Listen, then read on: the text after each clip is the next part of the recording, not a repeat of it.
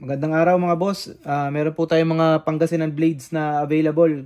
Kakatapos lang pong gawin yan mga boss. Meron tayong 15 pieces ng itak Tagalog na 12 inches yung talim. Yung kaluban nila mga boss, mahogany na ginamitan ng wood stain para maging dark yung kulay. May ukit din siya. May belt loop sa likod. Tapos yung handguard tsaka yung ferrule, stainless po. Solid kamagong yung handle. Yan, narrowing tang po yan, nakapin yung tang. 12 inches po yung pinakatalim niya. 5160 high carbon steel yung bakal na ginamit. Oil quench po. Yan, matalim na po yan. 12 inches yung talim niya. Meron tayong 15 pieces nito mga boss.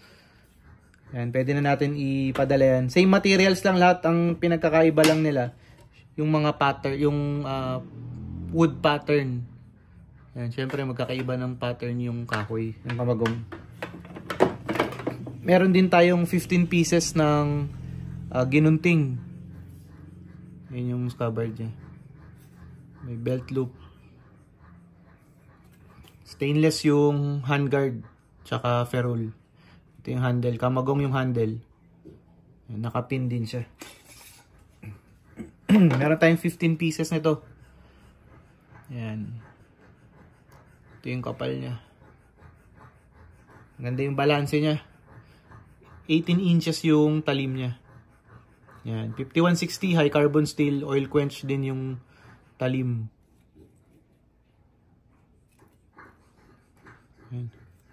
Meron tayong 15 pieces nito. Sa mga interesado po, pwede po kayo mag-PM. Pwede na natin ipadala yan mga boss. Nag-ship po tayo nationwide via JNT. Kung within Metro Manila po, via Lalamove pwede. Sa mga nakakapanood po sa YouTube, nasa description po yung link ng Facebook page natin. Pakiclick lang po. I-redirecta na kayo sa Facebook page natin. And so, ayun lang po mga boss. Salamat po. Sa mga interesado po, PM na lang po. Ayan, pakita ko lang ulit. Tagalog natin na 12 inches. Ayan. Tapos yung ating ginunting. Pare-parehas lang halos ng pattern ng kabagong. Ayun lang mga boss. Salamat po. Thank you po. Thank you mga boss. Yun mga boss, sa mga nagtatanong pa lang, yung mga nagpi-PM kung anong oil yung ginagamit. Singer oil po yung ginagamit natin pang maintain ng mga blades.